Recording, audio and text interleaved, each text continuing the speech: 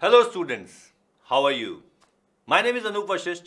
I'm your chemistry educator and you are on Akash Baiju's NEET YouTube channel.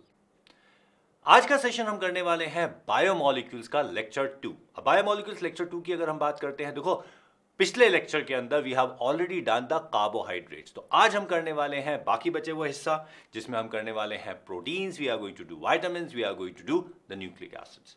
तो चलिए शुरू करते हैं इस सेशन को। सबसे पहली चीज जो हम करने वाले हैं,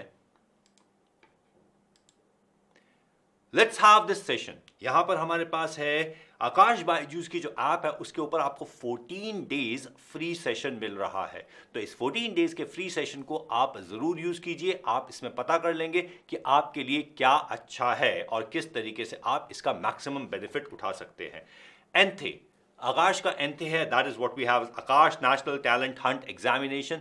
इस आकाश टैलेंट हंट एग्जामिनेशन के अंदर आपको 7th से लेकर 12th तक के सारे के सारी क्लासेस के अंदर आपको बहुत अच्छी स्कॉलरशिप मिल सकती हैं। और ये जो टेस्ट है that is online as well as offline. 5th to 13th नवंबर को ऑनलाइन टेस्ट है और 6th से 13th नवंबर तक ऑफलाइन टेस्ट है। इस टेस्ट में बेहतरीन परफॉर्मेंस करने पर you can actually win the trip to fully expense paid trip to NASA. तो बहुत बेहतरीन तरीके से इसकी तैयारी कीजिए। And this is your NEET team.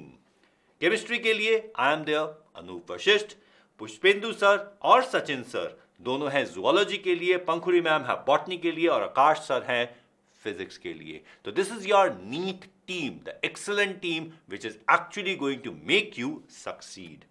Akash student survey हमारा हो रहा है, जिसके अंदर यहां पर आपको यहां पे डिस्क्रिप्शन में एक छोटा सा लिंक मिल जाएगा। इस फॉर्म को जरूर फिल कर दीजिए। इस फॉर्म को फिल करने से हमें पता चल जाएगा आपको क्या कितना अच्छा लग रहा है, क्या चीज अच्छी हो रही है और किस चीज को और बेहतर बनाया जा सकता है। तो इस फॉर्म को जरूर फिल कर दीजिएगा, जिससे कि हमें आपका प्रॉपर फीडबैक मिल सके। साथ ही साथ आप हमारे टेलीग्राम चैनल के साथ जरूर जुड़ जाइएगा। This is NEET Aakash Digital. यहां पे एक QR कोड है जिसको स्कैन करके आप जुड़ सकते हैं, या फिर @NEET आकाश डिजिटल यूज करके आप टेलीग्राम चैनल के साथ जुड़ सकते हैं। इस टेलीग्राम चैनल के साथ जुड़ना आपके लिए बहुत ज़्यादा ज़रूरी है, क्योंकि इस टेलीग्राम चैनल के ऊपर आपको सारी इंफॉर्मेशन मिल जाती है। जितने भी सेशंस हो रहे हैं उन सब की इंफॉर्मेशन मिल जाती है। तो इसे ज़रूर ज्वाइन कर लीजिए। एंड सेशन को लाइक करना बिल्कुल मत भूलिएगा। जल्दी से सेशन को लाइक कर लीजिए, हमारे चैनल को सब्सक्राइब कर लीजिए। कमेंट बॉक्स में कमेंट जरूर बता दीजिए क्या चीज अच्छी लग रही है और किस चीज को और अच्छा किया जा सकता है। साथ ही साथ शेयर जरूर कीजिए। यह सेशन बहुत इंपॉर्टेंट है और बायोमोलिक्यूल्स चैप्टर एक ऐसा चैप्टर है जो बायोलॉजी वाले स्टूडेंट के लिए बहुत ईजी है और बहुत ज्यादा स्कोरिंग है। तो just go with this chapter. तो चलिए अब हम शुरू करते हैं बायोमोलिक्यूल्स चैप्टर। बायोमोलिक्यूल्स चैप्टर की जब हम बात करते हैं तो सबसे पहले हम बात करेंगे प्रोटीन्स की। Proteins, as far as biology students are concern, they would know कि proteins would be the single handedly the most important molecule in our living body. क्यों? क्योंकि protein could be something like कि जो container है reaction का वो protein का बना होगा, जो रिएक्टेंट है वो प्रोटीन होगा, प्रोडक्ट भी प्रोटीन होगा और इसको रिएक्शन को करने वाला कैटलिस्ट भी प्रोटीन होगा। तो प्रोटीन से यही पता चल जाता है कि प्रोटीन आखिरकार इतने इंपॉर्टेंट क्यों है। Now each living cell is made up of thousands of different proteins. Structural proteins होते हैं, उसमें कैटालिटिक प्रोटीन्स होते हैं, ट्रांसपोर्ट प्रोटीन्स होते हैं, हर तरह के प्रोटीन्स होते हैं। तो हजारों प्रोटीन एक एक लिविंग सेल में हो जाते हैं। प्रोटीन्स बहुत हाई मॉलिक्यूलर मास हैं। They are termed as biopolymers of amino acid. वैसे एक बात मैं बोलूंगा कि अगर प्रोटीन्स की हम बात करते हैं तो प्रोटीन्स के अंदर जितने भी अमीनो एसिड्स हैं वो सारे आइडेंटिकल नहीं होते। तो इस वजह से प्रोटीन के लिए ज्यादा अच्छी term is macromolecule rather than the polymer. तो proteins are more dominantly the macromolecules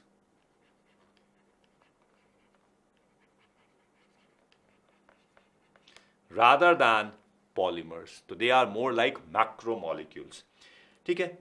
अब जब हम अमीनो एसिड्स की बात करते हैं तो अमीनो एसिड्स का मतलब ये होता है कि इसके अंदर अमीनो ग्रुप भी है और कार्बोक्सिलिक एसिड ग्रुप भी है। अब देखो अमीनो एसिड्स के अंदर हमारे पास कई तरीके के अमीनो एसिड हो सकते हैं, लेकिन यहां पर स्पेसिफिकली जो अमीनो एसिड की हम बात करने वाले हैं they are what we term as alpha amino acids. Alpha amino acids. Now let us understand ये alpha amino acid का मतलब क्या है. Alpha amino acid का मतलब सीधा सीधा ये है कि हमारे पास है ये कार्बोक्सिलिक एसिड ग्रुप COOH. यहाँ पे हमारे पास कार्बन ग्रुप है, इसके ऊपर कोई ग्रुप लगा हुआ है, may B something like R group, कोई भी अल्काइल ग्रुप या कोई भी हाइड्रोजन भी हो सकता है.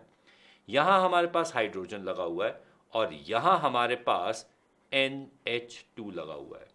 ये हमारे पास है फंक्शनल ग्रुप. फंक्शनल ग्रुप, ठीक है. इस फंक्शनल ग्रुप के साथ जो कार्बन अटैच्ड होता है इसे अल्फा कार्बन कहा जाता है. ये जो अमीनो ग्रुप है this is attached to alpha carbon and that is why ये अल्फा अमीनो एसिड बन जाता है. तो ये जब भी हम अमीनो एसिड्स की बात करते हैं जो प्रोटीन्स को बनाते हैं, those are what we know as alpha amino acids. अब जब हम अमीनो एसिड्स की और सिंबल्स की बात करते हैं, देखो यहां पर बहुत सारे अमीनो एसिड्स हैं. मोस्ट ऑफन अमीनो एसिड्स को 3 अल्फाबेट से डिनोट किया जाता है, जो कि जनरली उनके नाम के फर्स्ट 3 अल्फाबेट्स होते हैं, लेकिन उसके अलावा भी हमारे पास हो सकते हैं. अब अमीनो एसिड्स की भी कैटेगरीज हैं. हमारे पास एसिडिक अमीनो एसिड हो सकते हैं, हमारे पास बेसिक अमीनो एसिड्स हो सकते हैं, हमारे पास न्यूट्रल अमीनो एसिड्स हो सकते हैं. तो जरा पहले हम बात करते हैं कुछ न्यूट्रल अमीनो एसिड्स की, जैसे कि ग्लाइसिन. ग्लाइसिन को 3 लेटर सिंबल में GLY लिख दिया जाता है और अगर सिंगल लेटर सिंबल लिखा जाए तो कैपिटल G लिख दिया जाता है. अब इसके अंदर ग्लाइसिन के अगर स्ट्रक्चर की बात की जाए तो जैसे यहां पर हमने बात की थी इस स्ट्रक्चर की, ये हमने बात की थी R की, तो R is the side chain. In case of glycine ये जो साइड चेन है दैट इज हाइड्रोजन. तो यहां पर ग्लाइसिन के अंदर ये साइड चेन हाइड्रोजन है, यानी कि ये R ग्रुप यहां पे हाइड्रोजन है. इसके बाद हमारे पास जो ग्रुप आ जाता है जिसे हम बोलते हैं अलानीन. अलानीन के अंदर ये जो साइड चेन है दैट इज CH3, यानी कि अगर अलानीन के स्ट्रक्चर की बात की जाए तो दिस इज H2N CH और यहां पर है CH3 COOH. तो that is what we have as the structure of alanine. अब अलानीन के बाद हमारे पास वेलाइन है. वेलाइन के अंदर हमारे पास ये आइसोप्रोपाइल ग्रुप है जो R की जगह आ जाता है. इसी तरीके से ल्यूसीन है. ल्यूसीन के अंदर LEU is the 3 letter symbol that we use और कैपिटल L यहां पर यूज कर लिया जाता है सिंगल लेटर सिंबल के तौर पर. और यहां पर हमारे पास आइसोब्यूटाइल ग्रुप है. This one group is called isobutyl group जो यहां पर यूज हो जाता है. ठीक है. आइसोल्यूसिन, अब ल्यूसिन और आइसोल्यूसिन की बात देखोगे तो यहां पर सिर्फ लिंकिंग का फर्क है and actually this is a secondary butyl group. ठीक है. ये आइसोब्यूटाइल ग्रुप है, ये सेकेंडरी ब्यूटाइल ग्रुप है. तो आइसोल्यूसिन के अंदर सेकेंडरी ब्यूटाइल ग्रुप है, इसका जो 3 लेटर सिंबल है दैट इज ILE और इसके अंदर single letter symbol is I. अब एक बात का ध्यान रखिएगा, हमारे पास अल्फाबेट्स की बात करेंगे तो हमारे पास 26 अल्फाबेट्स हैं और हमारे पास जब अमीनो एसिड्स की बात करते हैं, जो हम लिविंग बॉडी की बात करते हैं, तो वो नियर अबाउट 20 अमीनो एसिड्स हैं. तो yes we can use the single alphabet representation as well. It is not going to be a problem. Okay. अब यहां पे हमारे पास फिनाइल अलानीन है. फिनाइल अलानीन के अंदर हम PHE एज अ सिंबल ले लेते हैं और 1 लेटर कोड. एक मजेदार बात देखिए, यहां पे F as a code use कर रखा है, P नहीं, F इज द कोड है. और यहां पर हमारे पास CH2C6H5 है. तो फिनाइल अलानीन के अगर स्ट्रक्चर की बात करें तो it is going to be H2N, here it is CH, यहां पर हमारे पास है CH2 और यहां पर हमारे पास है बेंजीन रिंग. तो that is what we have as phenylalanine. यहां पे COH आ जाता है. इसी तरीके से सिस्टीन है. अब एक बात ध्यान रखिएगा, सिस्टीन भी होता है, साइटोसिन भी होता है, दोनों अलग अलग चीज है. Cytosine is actually a nucleic acid, nucleic base, और cysteine is the amino acid. तो हमारे पास सिस्टीन आ जाता है. सिस्टीन के लिए हमारे पास सिंगल लेटर सिंबल C है. ये नाम और स्पेलिंग आपके लिए बायोलॉजी के लिए भी इंपॉर्टेंट है और केमिस्ट्री के लिए भी इंपॉर्टेंट है, तो इनको याद रख लीजिएगा. अब हमारे पास और भी है neutral amino acids. This is what we have methionine. Methionine के अंदर हमारे पास सल्फर है.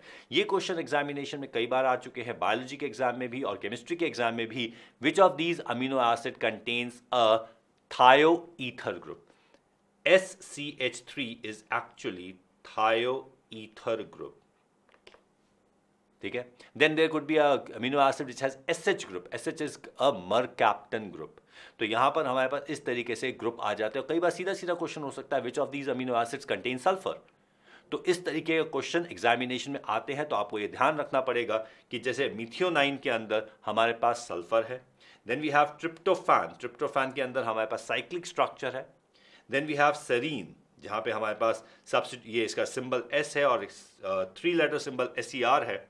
यहाँ पे OH ग्रुप है। तो ये भी सवाल हो सकता है कि यहाँ पे हाइड्रोक्सी ग्रुप किसके अंदर है। एस्पार्जीन के अंदर हमारे पास ये N से रिप्रेजेंट होता है और ये अमाइड है। इसके अंदर we have the amide group. So this kind of a question can be asked in this chapter. Of course इस चैप्टर के अंदर से डिफिकल्ट क्वेश्चन बनाए जा सकते हैं, so you need to be careful about it. And then we have glutamine, glutamine के अंदर भी हमारे पास अमाइड है। तो हियर वी सी एस्पार्जीन के अंदर भी हमारे पास अमाइड ग्रुप है, ग्लूटामाइन के अंदर अमाइड ग्रुप है। और अगर हम थ्रियोनाइन की बात करते हैं तो थ्रियोनाइन के अंदर हमारे पास हाइड्रोक्सी ग्रुप है। So these were neutral amino acid. And now we talk about some neutral and acidic amino acids. Acidic amino acid का मतलब ये है कि कहीं ना कहीं इनके पास एसिडिक ग्रुप है। एसिडिक ग्रुप क्या हो सकता है? May be they contain a phenolic group, phenol is slightly acidic, या फिर उसके अंदर एक एक्स्ट्रा कार्बोक्सिलिक एसिड है। May be some other acid could be there. जैसे कि यहाँ पर अगर हम प्रोलीन की बात करते हैं तो प्रोलीन के अंदर हमारे पास कार्बोक्सिलिक एसिड आ जाता है।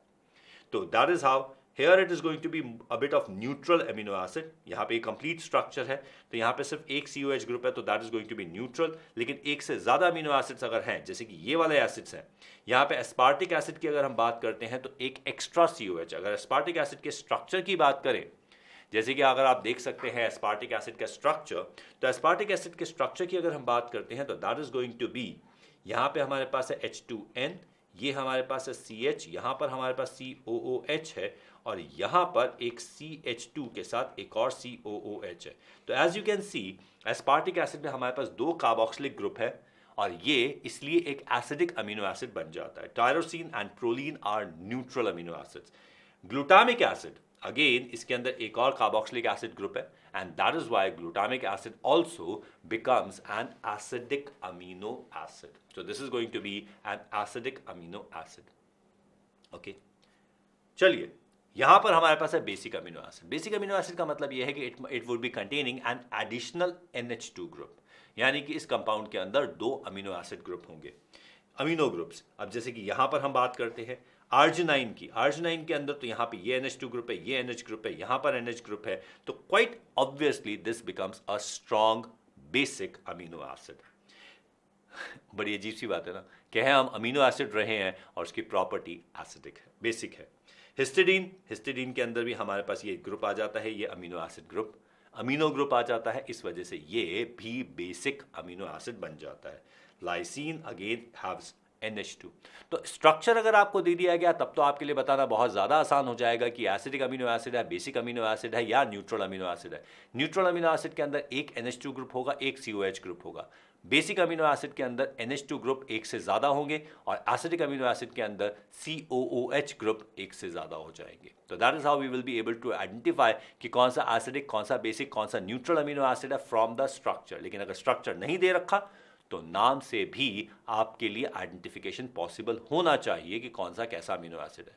ये चैप्टर उतना आसान नहीं है जितना आप शायद सोच रहे हैं, लेकिन उतना मुश्किल भी नहीं है जितना आप सोच रहे हैं। ओके, अब यहां पर एक बात करते हैं नेचुरल अमीनो एसिड्स की। अब एक बात सिंपल सी है, अगर हम इन सारे के सारे अमीनो एसिड्स की बात करते हैं तो except for the simplest amino acid जिसे हम कहते हैं ग्लाइसिन, बाकी सारे के सारे अमीनो एसिड ऑप्टिकली एक्टिव है। ठीक है, except for glycine all alpha amino acids are optically active. मतलब कि जितने भी अल्फा अमीनो एसिड्स हैं उन सब के अंदर एक कायरल कार्बन प्रेजेंट है, तो ये सारे के सारे ऑप्टिकली एक्टिव हो जाते हैं। अब ऑप्टिकल एक्टिविटी की जब हम बात करते हैं तो जैसा हमने कार्बोहाइड्रेट में समझा था, हमारे पास D और L कॉन्फ़िगरेशन होते हैं।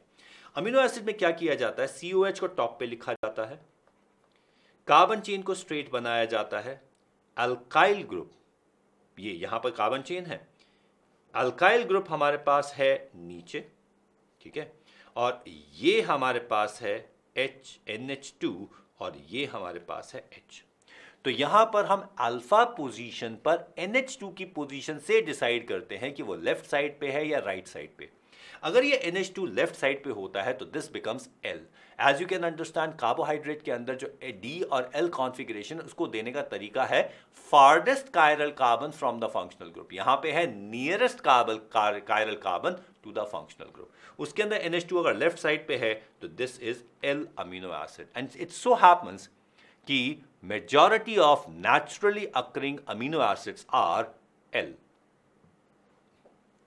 ठीक है। अब एक्सेप्ट फॉर ग्लाइसिन, क्यों? क्योंकि ग्लाइसिन कायरल ही नहीं है, ग्लाइसिन ऑप्टिकली एक्टिव ही नहीं है।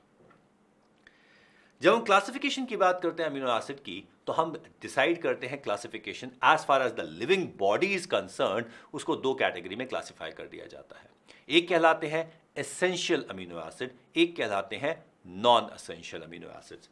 अगर हम एसेंशियल अमीनो एसिड की बात करते हैं तो these are the amino acid which are not directly synthesized in the human body. They need to be obtained from external sources. Non-essential amino acid होते हैं जो कि बॉडी के अंदर सिंथेसाइज हो जाते हैं, उनके अंदर ऐसा कोई ज़रूरी नहीं है, उनको हम बॉडी में ही सिंथेसाइज कर लेते हैं। तो 10 amino acid that must be present in our diet, यानी कि उनके बिना आपका काम नहीं चलेगा, उनको बॉडी में सिंथेसाइज नहीं किया जा सकता, उनको कहा जाता है एसेंशियल अमीनो एसिड्स। वो हैं फिनाइल एलानिन, वेलाइन, थियोनाइन, ये सारे के सारे हमारे पास ये हैं एसेंशियल अमीनो एसिड्स, और ये इनके सिंगल अल्फाबेट नेम बन जाते हैं। ये हमारे पास 10 एसेंशियल अमीनो एसिड्स हैं। You need to remember it for biology as well as chemistry. अब नॉन एसेंशियल अमीनो एसिड की बात करते हैं तो देखो 20 अमीनो एसिड जो हमने डिस्कस किए थे उसमें से 10 अमीनो एसिड्स एसेंशियल हैं और 10 नॉन एसेंशियल अमीनो एसिड्स हैं। Now these are non essential amino acid, cysteine है, अलानिन है, सेरीन है, ग्लाइसिन है, प्रोलीन है। तो these are the non essential amino acid जिनके लिए हम बिना इनके भी काम चल सकता है क्योंकि ये बॉडी में सिंथेसाइज हो जाते हैं। अब यहां पर एक इंपॉर्टेंट बात है, देखो हमारे पास ये अमीनो एसिड का स्ट्रक्चर है। अमीनो एसिड के स्ट्रक्चर में एक इंपॉर्टेंट बात ये है कि इसके अंदर एक एसिडिक ग्रुप और बेसिक ग्रुप दोनों है। तो यहां पर विद इन द मॉलिक्यूल ही एसिड बेस न्यूट्रलाइजेशन रिएक्शन हो जाता है। अब अगर विद इन द मॉलिक्यूल ही एसिड बेस न्यूट्रलाइजेशन रिएक्शन की बात करेंगे तो it is going to form a structure something like H3N plus CHR COO minus, यानी कि इसके अंदर नेगेटिव और पॉजिटिव दोनों charges within the same molecule है। इस मॉलिक्यूल में चार्ज सेपरेशन है पर ओवरऑल मॉलिक्यूल न्यूट्रल है। अगर इस मॉलिक्यूल का सॉल्यूशन बना के एक इलेक्ट्रिक फील्ड लगाई जाए तो ये मॉलिक्यूल ना तो कैथोड की तरफ जाएगा, ना ही एनोड की तरफ जाएगा, ना तो कैटायन की तरह बिहेव करेगा, ना ही एनायन की तरीके से बिहेव करेगा। It is going to behave similar to a salt जिसमें कैटायन एनायन दोनों एक ही मॉलिक्यूल में है। मतलब कि इलेक्ट्रिक फील्ड लगाने पर ये बीच में अटक जाएगा। अब बीच में जब अटकने वाली बात होती है तो एक जर्मन वर्ड है स्विशन, ठीक है। अब स्विशन से बना है स्विशर। अब स्विशर की अगर स्पेलिंग बोली जाए तो इट इज स्विशर, जिसे अगर अंग्रेजी के हिसाब से बोला जाए तो इट बिकम्स ज्विटर। तो this is what we term as zwitter ion. The ion which contains the positive and negative in the same molecule so that when electric field is applied, it does not move towards cathode or anode is called the Zwitter ion. और ये alpha amino acids, they work as Zwitter ions. ठीक है, तो the resulting ion is dipolar, charged but overall electrically neutral. It is called the Zwitter ion. ठीक है, अब यहां पर एक बड़ी इंपॉर्टेंट बात है। हमारे पास है एक amino acid H2N CH R and this is COOH, ठीक है। अगर हम इसको रखते हैं लो पीएच पर, लो पीएच का मतलब यह है कि H प्लस कंसंट्रेशन बहुत ज़्यादा है। अगर H प्लस कंसंट्रेशन ज़्यादा होगी तो जो basic part of amino acid है वो तो प्रोटोनेट हो जाएगा, लेकिन एसिडिक पार्ट का प्रोटॉन नहीं निकलेगा। तो लो पीएच पर it is going to behave as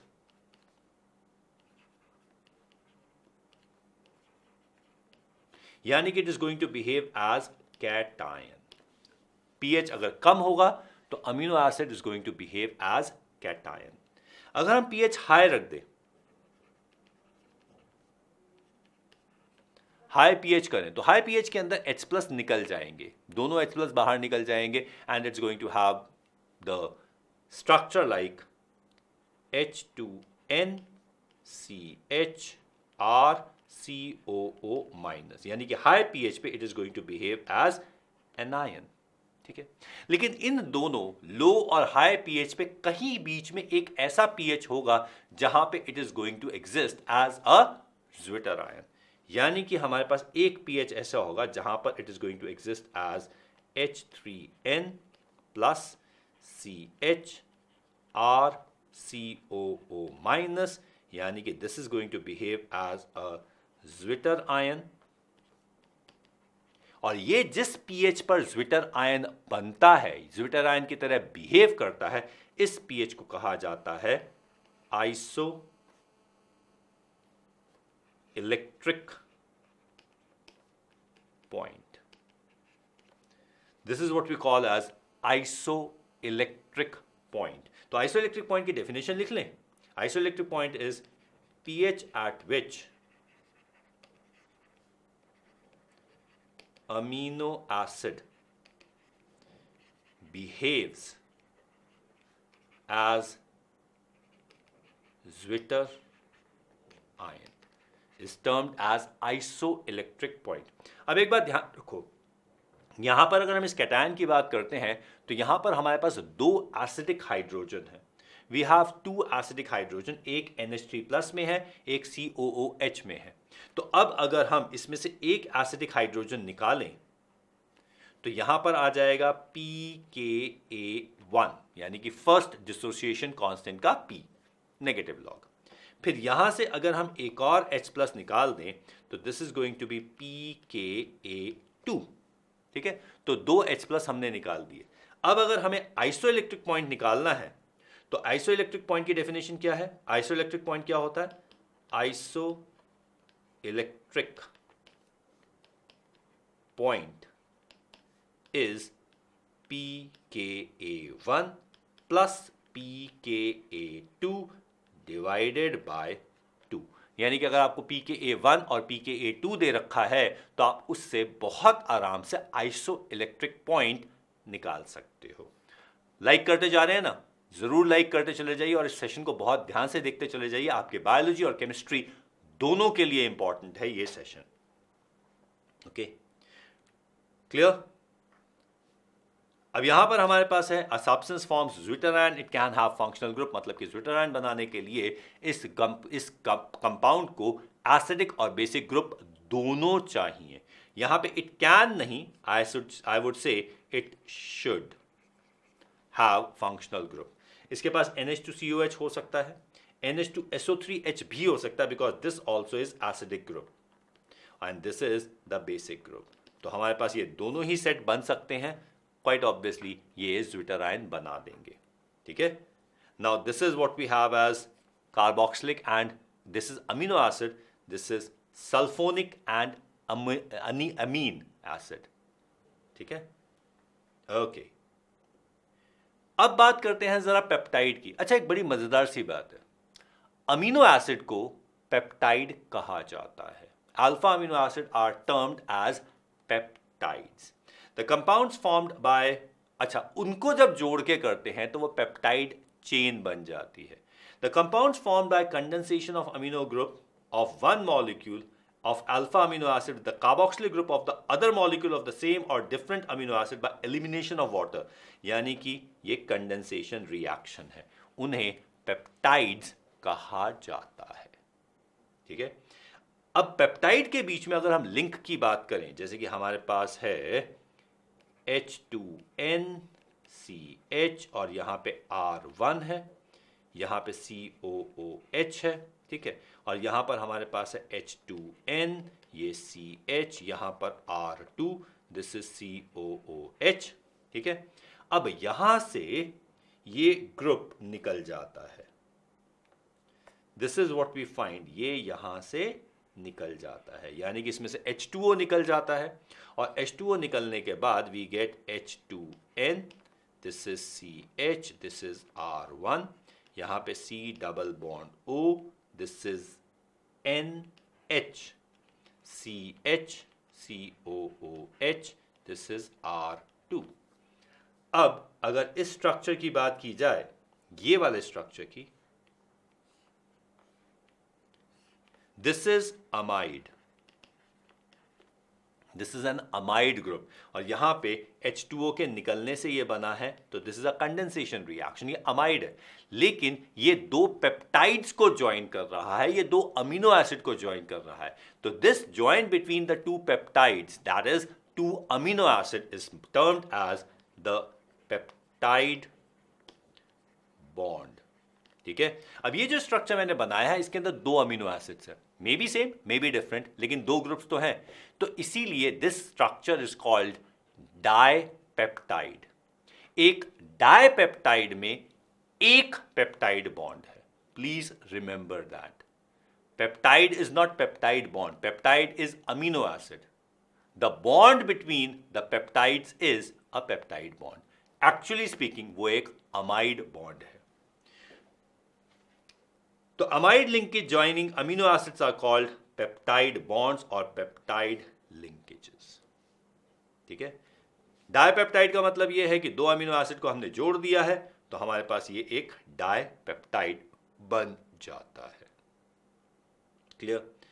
अब अगर हम एक कंप्लीट पेप्टाइड चेन को हाइड्रोलाइज करते हैं, तो कंप्लीट पेप्टाइड चेन को हाइड्रोलाइज करने पर हमें अलग अलग अमीनो एसिड्स मिल जाते हैं, ठीक है। अब यहां पर एक अमीनो एसिड जो स्टार्टिंग इस साइड लेफ्ट साइड का NH2 फ्री है और एक का कार्बोक्सिलिक ग्रुप फ्री है, अगर चेन बनाओगे तो एक साइड कार्बोक्सिलिक एसिड फ्री हो जाएगा, एक साइड अमीनो ग्रुप फ्री हो जाएगा, तो जिसका अमीनो ग्रुप फ्री है उसे N टर्मिनल रेजिड्यू कहा जाता है, जिसका कार्बोक्सिलिक ग्रुप फ्री है उसे C टर्मिनल रेजिड्यू कहा जाता है।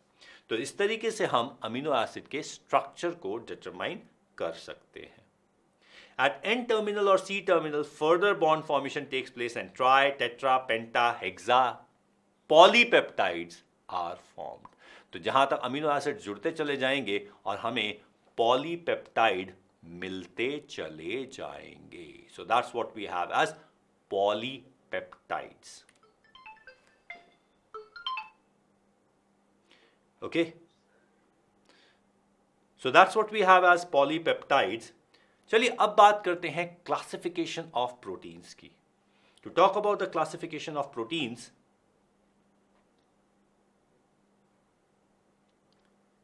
Here we have classification of protein. हम किस किस तरीके से कर सकते हैं? We can have the classification of proteins based on their structure. कैसा हमारे पास स्ट्रक्चर हो सकता है? अब मॉलिक्यूलर स्ट्रक्चर देखो, अब सीधी सी बात है, यहां पे हमारे पास जो है ये हमने पेप्टाइड्स की बात कर ली। अब पेप्टाइड्स चेन जो बनती हैं, इन चेन के ज्वाइनिंग से we get proteins. So polypeptides they are able to form proteins, ठीक है।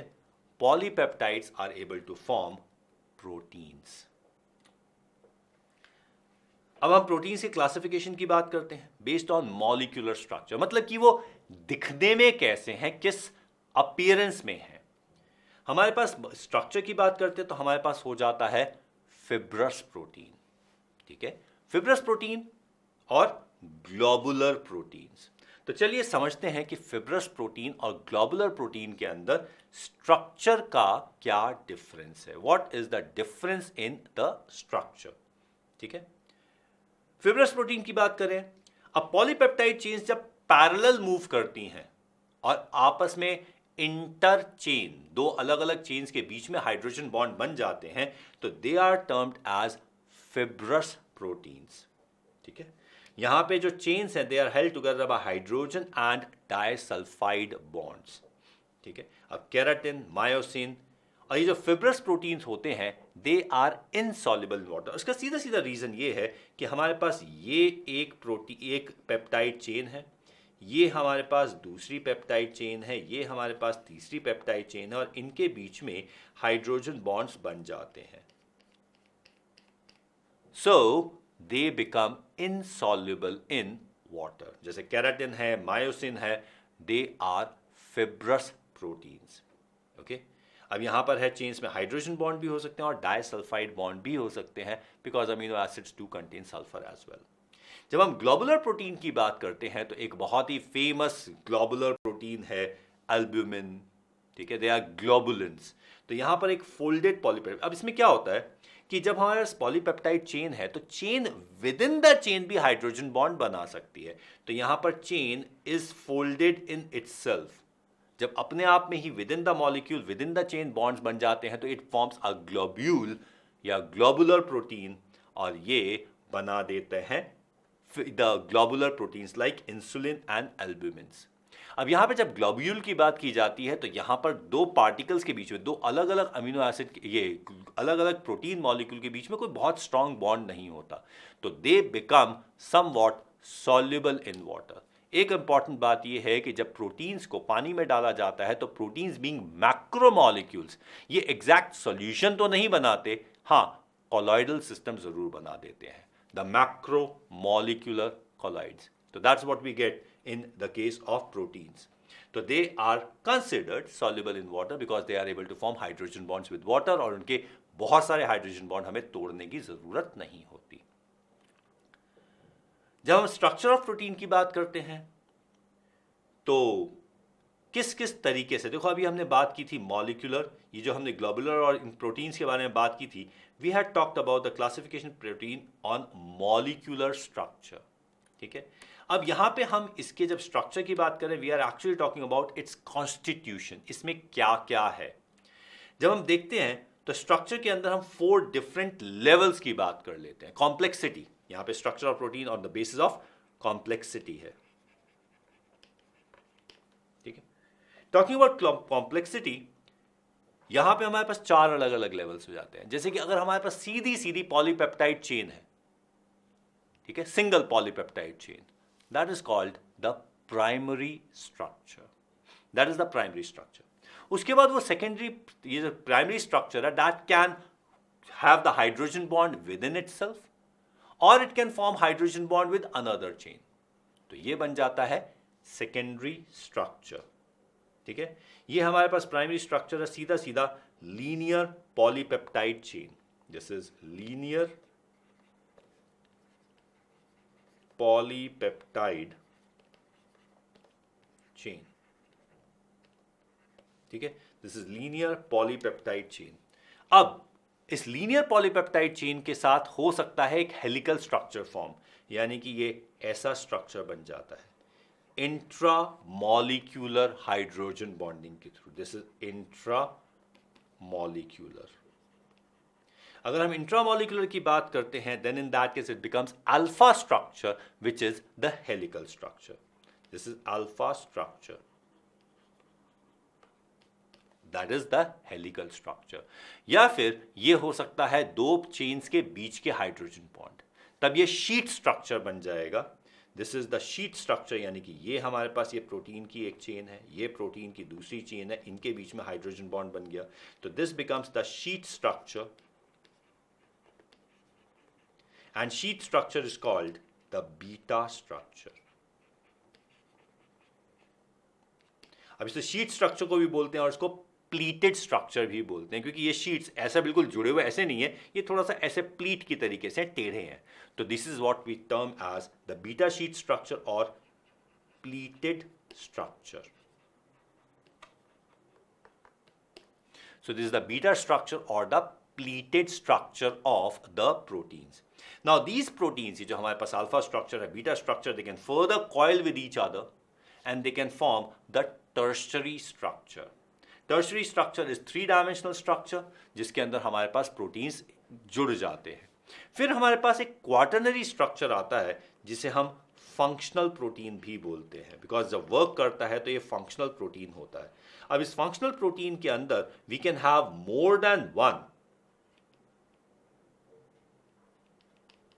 we can have more than one peptide rings, we can have primary, secondary and tertiary structure joined together। इसके अंदर हमारे पास metal structure हो सकते हैं, Metlo groups हो सकते हैं, मेटलिक ग्रुप, कुछ भी हो सकता है, बट ये ग्रुप, अब ये प्रोटीन एक फंक्शनल प्रोटीन है जो एक्चुअली यूज होता है।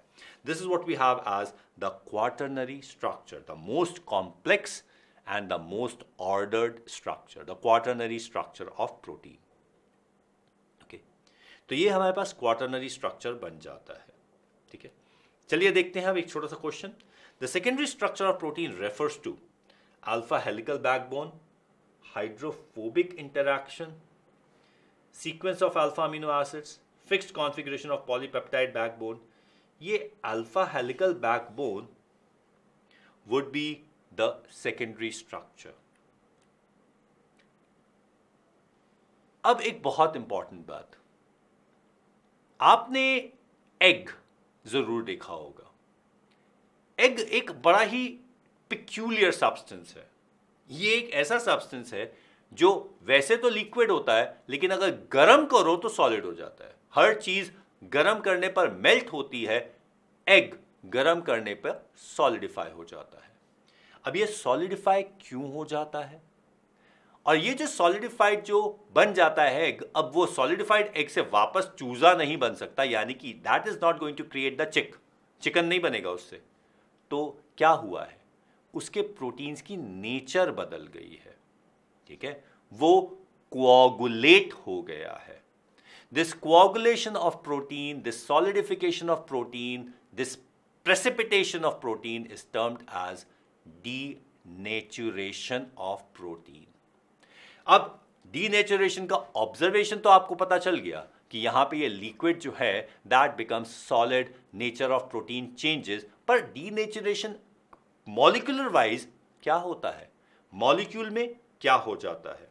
अब यहां पर है कि प्रोटीन जो नेटिव फॉर्म में है, अगर इसको फिजिकल चेंज में कर दिया जाए, तो टेम्परेचर कर दिया जाए या पीएच चेंज कर दिया जाए, सो दैट उनके हाइड्रोजन बॉन्ड डिस्टर्ब हो जाए, then the proteins get denatured.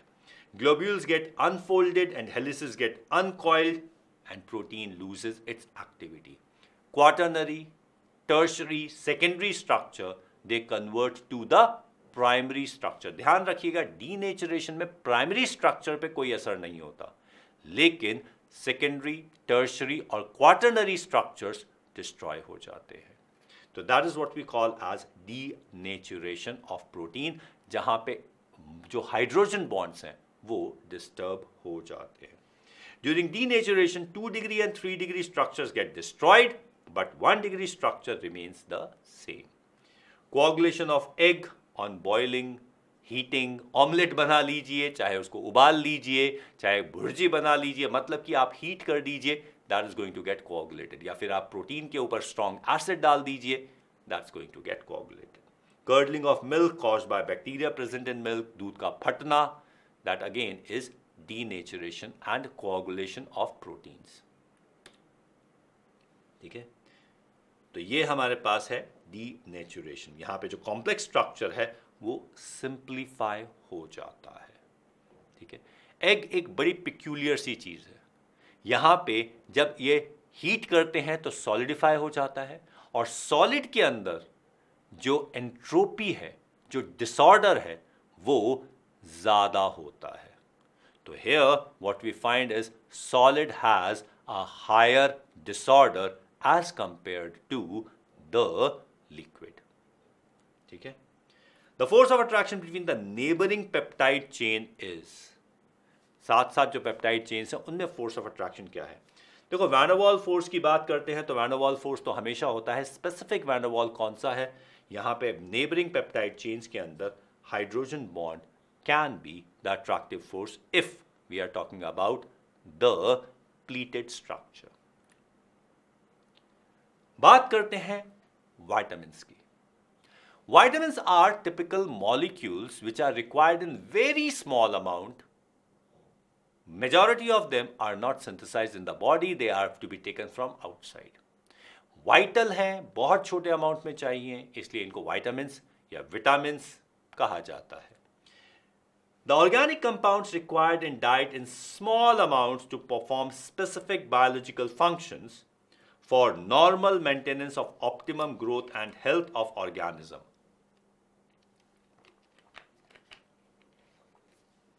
इन्हें कहा जाता है वाइटामिन्स। मैं वाइटामिन्स बोलता हूँ, कुछ लोग विटामिन्स बोलते हैं। वाइटल है इसलिए वाइटामिन्स बोला जाता है। Most of the vitamins cannot be synthesized in our body, so we have to take it from outside, from external sources, from various other plants and animals. And जो हमारी normal diet है उसमें सारे के सारे वाइटामिन्स अवेलेबल होते हैं। कुछ स्पेसिफिक डाइट होती है, भाई हमें ये नहीं खाना, हमें वो नहीं खाना, हम तो बस यही खाएंगे, then we get the deficiency of vitamins. अगर आप सारी की सारी चीज़ें आराम से खाते चले जा रहे हैं, देन इन दैट केस आपको कोई प्रॉब्लम नहीं आएगी, you will be able to have all the vitamins. तो खाना ठीक से खाइए, सारे के सारे वाइटामिन्स जनरली आपकी डाइट में अवेलेबल हो जाएंगे। ठीक है, अब जब हम क्लासिफिकेशन ऑफ वाइटामिन्स की बात करते हैं तो क्लासिफिकेशन ऑफ वाइटामिन्स कैसे किया जा सकता है? सबसे पहला क्लासिफिकेशन हम ऐसा कर सकते हैं, देखिए अभी हमने बात की थी कि वाइटामिन्स के अंदर हम ये कह सकते हैं कि कौन से बॉडी में सिंथेसाइज हो सकते हैं, कौन से बॉडी में सिंथेसाइज नहीं हो सकते, तो that could be the classification of vitamins. Then other classification हो सकता है on the basis of their solubility, कि वाइटामिन्स किस चीज में सॉल्युबल है। तो इसकी हमारे पास दो कैटेगरी आ जाती है। One is called the fat soluble vitamins, the other one is called the water soluble vitamins. So we have the fat soluble and the water soluble vitamins. जब फैट सॉल्युबल वाइटामिन्स की बात करते हैं तो these are soluble in fat oil but insoluble in water. तो यहां पे हमारे पास vitamin A, D, E and K, ये हमारे पास चार वाइटामिन्स हैं जो फैट सॉल्युबल वाइटामिन है, जो पानी में डिसॉल्व नहीं होते। तो they are the fat soluble vitamins. ठीक है, फर्दर हमारे पास वाटर सॉल्युबल वाइटामिन्स हैं। वाटर सॉल्युबल वाइटामिन्स की अगर हम बात करते हैं तो ये बी ग्रुप के जितने भी विटामिन्स हैं और विटामिन सी है, they are water soluble vitamins. अब एक बड़ी मजेदार सी बात है कि वाटर सॉल्युबल विटामिन्स जो होते हैं उनको बॉडी में स्टोर करके नहीं रखा जा सकता, because they are easily excreted out. तो इस वजह से ये वाटर सॉल्युबल विटामिन्स की हमें रेगुलर इंटेक की जरूरत होती है, पर डे इंटेक की जरूरत होती है, अदरवाइज इनकी डेफिशिएंसी क्रिएट हो जाएगी।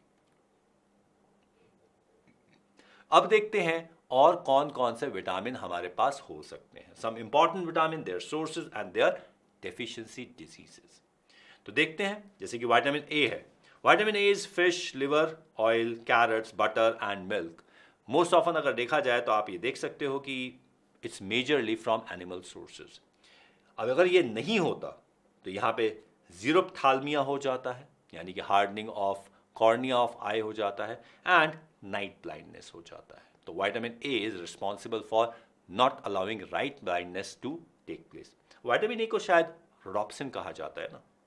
Vitamin B is thiamine. अब देखो, थायमीन अलग है, थायामीन अलग है।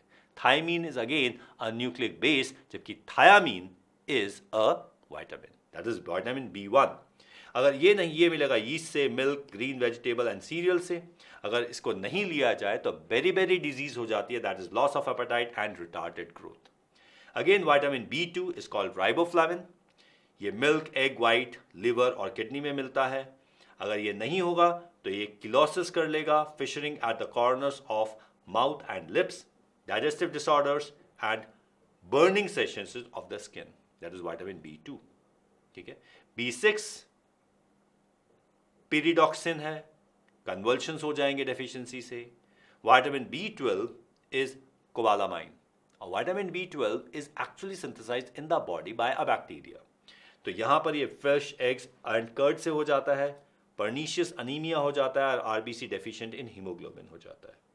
Vitamin C is ascorbic acid. All sour fruits and vegetables, जो भी खट्टी चीजें हैं उन सब में विटामिन सी होता है, और ये अगर नहीं मिले तो स्कर्वी हो जाती है, जिसे ब्लीडिंग गम्स कहते हैं। Vitamin D is exposure to sunlight, fish, egg yoke.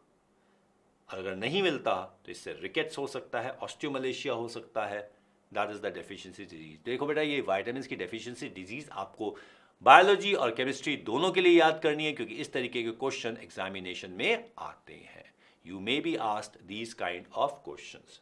Vitamin E जो है vegetable oils, wheat germ oil, sunflower oil, इनसे मिलता है, और ये अगर नहीं मिलता तो increase fragility of RBC and muscular weakness कर देता है। ये सारी की सारी चीज़ें, ये टेबल आपके एनसीईआरटी में दे रखा है, जिसे आपको याद रखना पड़ेगा। विटामिन के is green leafy vegetables, increase blood clotting time हो जाएगा अगर नहीं होता तो। ब्लड का ये सवाल बड़े मजेदार से पूछा जा सकता है कि the vitamin which is responsible for clotting of the blood is vitamin के। ठीक है, अब लीजिए, deficiency of which vitamin causes osteomalacia. Osteomalacia in adults, rickets in children, and that is vitamin D. ठीक है, अब आ जाते हैं एक बहुत ही इंपॉर्टेंट टॉपिक पर, and that is what we call as nucleic acids। भाई सीधी सी बात यह है कि हम इसलिए हैं और हम अपने पेरेंट्स से मिलते जुलते इसलिए हैं कि हमारी कैरेक्टरिस्टिक हमारी जनरेशन से चलती आ रही है, और जो मॉलिक्यूल उस कैरेक्टरिस्टिक को आगे ट्रांसफर करने के लिए रिस्पॉन्सिबल है, उस मॉलिक्यूल का नाम है nucleic acid. The nucleic acids are responsible for transferring the characteristic from generation to generation and hereditary. तो ये बहुत important है। As far as biology students are concerned, तो उनके लिए तो ये बहुत सिंपल सी टॉपिक है, लेकिन हम यहाँ पे जरा इसके केमिस्ट्री की बात करेंगे। So let's talk about nucleic acid. Nucleus of a living cell is responsible for the transmission of inherent characters, also called heredity. The particles in the nucleus, the cell responsible for heredity, are called chromosomes. ये तो biology वालों को बहुत अच्छी तरह पता है। They are made up of proteins and another type of biomolecules which are called the nucleic acid. ठीक है, चलिए, अब जब हम इस न्यूक्लिक एसिड की बात करते हैं ना, तो छोटी सी मैं आपको अपना क्लासिफिकेशन बता देता हूँ। न्यूक्लिक एसिड के अंदर हमारे पास दो चीजें होती हैं। एक हमारे पास है न्यूक्लियोसाइड, ठीक है, और दूसरा हमारे पास है phosphate.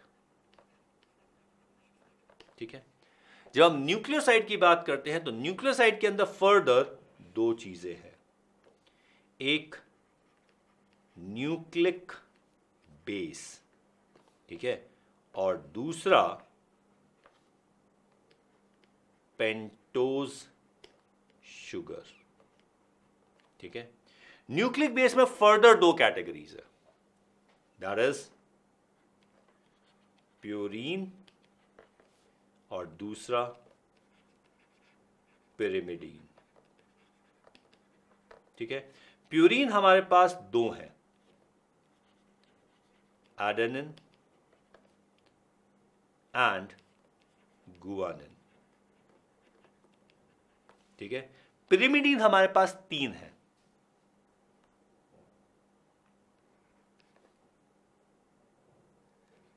Cytosine, uracil and thymine. Thiamine नहीं। ठीक है, पेंटोज शुगर भी हमारे पास दो है, राइबोज और दूसरा डीऑक्सी राइबोज। ठीक है, तो एक न्यूक्लिक एसिड के अंदर, अच्छा, ये फॉस्फेट और न्यूक्लियोसाइड मिला के बनता है, ये दोनों मिला के बनते हैं न्यूक्लियोटाइड। तो न्यूक्लियोटाइड में न्यूक्लियोसाइड और फॉस्फेट होता है, यानी कि न्यूक्लियोटाइड के अंदर आपके पास है nucleic base, pentose sugar and phosphate. तो ये तीन चीजें मिला के बनाते हैं न्यूक्लियोटाइड। न्यूक्लिक बेस और शुगर मिलके बनाते हैं न्यूक्लियोसाइड।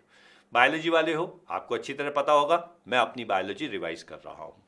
ठीक है, so that's what we have as deoxyribose and ribose. अगर हमारे पास जो न्यूक्लियोटाइड है उसके अंदर हमारे पास राइबोज शुगर होती है, तो उससे बनने वाला nucleic acid is called ribose nucleic acid, in short RNA। और अगर उसके अंदर डीऑक्सी राइबोज शुगर होती है तो it is called deoxy ribose nucleic acid और DNA। ठीक है, तो हमारे पास ये दो हमारे पास न्यूक्लिक एसिड्स आ जाते हैं, ribose nucleic acid, ribo nucleic acid and deoxy ribo nucleic acid. So these are the acids. Nucleotide में हमारे पास क्या है? 5 carbon monosaccharide, a heterocyclic nitrogen containing base, a phosphate ion, और अगर इतना किया जाए तो this is nucleoside. Clear? Nucleotide are monomeric units of nucleic acids. As such हमारे पास 8 तरह के न्यूक्लियोटाइड्स हैं, 4 राइबोज, 4 डीऑक्सी राइबोज। ठीक है, राइबोज में the thymine is not present और डीऑक्सी राइबोज में यूरासिल इज नॉट प्रेजेंट। ठीक है, तो यहां पर हमारे पास डीएनए के अंदर sugar part is beta D2 deoxyribose और यहां पे आरएनए में it is beta D ribose. ठीक है, so these are the sugars. साथ दोनों ही पेंटोज शुगर है। अब जैसे कि यहां पर आप देख सकते हो कि इस जगह पर there is a miss of oxygen, इसके अंदर एक ऑक्सीजन कम है। ठीक है, डीएनए के अंदर हमारे पास 4 बेसिस हैं, adenine, guanine, cytosine and thymine. RNA में भी 4 हैं, एडेनिन, गुआनिन, साइटोसिन और थायमीन की जगह यूरासिल। तो that is the difference between the nucleotides of DNA and RNA. याद रख लीजिएगा, ये बहुत ही ज्यादा इंपॉर्टेंट है। ठीक है, न्यूक्लियोसाइड अभी जैसे बताया आपको कि न्यूक्लिक बेस और शुगर को जोड़कर न्यूक्लियोसाइड बन जाता है। तो न्यूक्लियोसाइड्स में शुगर कार्बन्स में numbered as 1, 2, 3 etcetera in order to distinguish these from the bases. ठीक है, तो ये हमारे पास एक न्यूक्लियोसाइड बन चुका है, बेस और ये हमने शुगर को ज्वाइन कर दिया। The phosphate group is present as a phosphate ester. और यहां पर जब हम बात करते हैं इनके ज्वाइनिंग की, तो यहां पे जो ज्वाइन करने वाले बॉन्ड्स हैं, these are called phosphodiester bonds. तो न्यूक्लिक एसिड चेन में there are phosphodiester bond which hold together the chain. 2 chains के बीच में हाइड्रोजन बॉन्ड होता है। ठीक है, nucleotides are joined together by phosphodiester linkage between 5' and 3' carbon of the pentose sugar। ये याद रखिएगा। तो 5' एंड ऑफ द चेन है, हमारे पास 3' एंड ऑफ द चेन है, ये ज्वाइन करते चले जाते हैं और हमारे पास न्यूक्लिक एसिड बनते चले जाते हैं। न्यूक्लिक एसिड क्यों है? ये जो फॉस्फेट ग्रुप है इसकी वजह से ये न्यूक्लिक एसिड है। तो this is what we have a simplified version of the nucleic acid chain. Information regarding the sequence of the nucleotides in the chain of a nucleic acid is called its primary structure. They do have a secondary structure also, and that is a double helical structure. DNA and RNA की बात करें तो DNA का हमारे पास double helical structure है और यहां पर एक सिंगल स्ट्रैंडेड स्ट्रक्चर है। RNA is a single stranded structure, DNA is a double stranded structure। ठीक है, और यहां पे मैंने याद किया हुआ था ATGC। एडेनिन हमेशा थायमीन के सामने होता है, गुआनिन हमेशा साइटोसिन के सामने होता है। ठीक है, अब यहां पर एक इंपॉर्टेंट बात यह है कि अगर हम डीएनए लेते हैं तो डीएनए को अगर पूरी तरह हाइड्रोलाइज किया जाए तो गुआनिन और साइटोसिन हमेशा इक्वल अमाउंट में आएंगे, एडेनिन और थायमीन हमेशा इक्वल अमाउंट में आएंगे, जिससे हमें यह पता चल जाता है कि DNA is a double stranded structure जिसमें ये स्ट्रैंड्स एक दूसरे के कॉम्प्लीमेंट्री हैं। मतलब कि ए के सामने टी होगा, that is a complement, G के सामने हमेशा सी होगा, that's again a complement. So that's what we have as a structure. और ये हमारे पास डबल हेलिकल स्ट्रक्चर है, the double helix of DNA.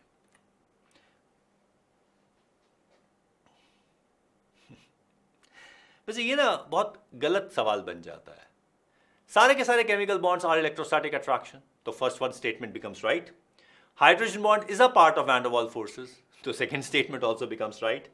Dipole dipole interaction, hydrogen bond is a special kind of dipole dipole interaction, तो third statement भी सही है होने को तो ये चारों स्टेटमेंट सही है, लेकिन अगर बिल्कुल पिन पॉइंट किया जाए then the answer would be hydrogen bonding. Okay, the pyrimidine bases present in DNA are purines and pyrimidines, adenine guanine purines है, cytosine thiamine and uracil are the pyrimidine, लेकिन uracil DNA में नहीं होता और thiamine RNA में नहीं होता।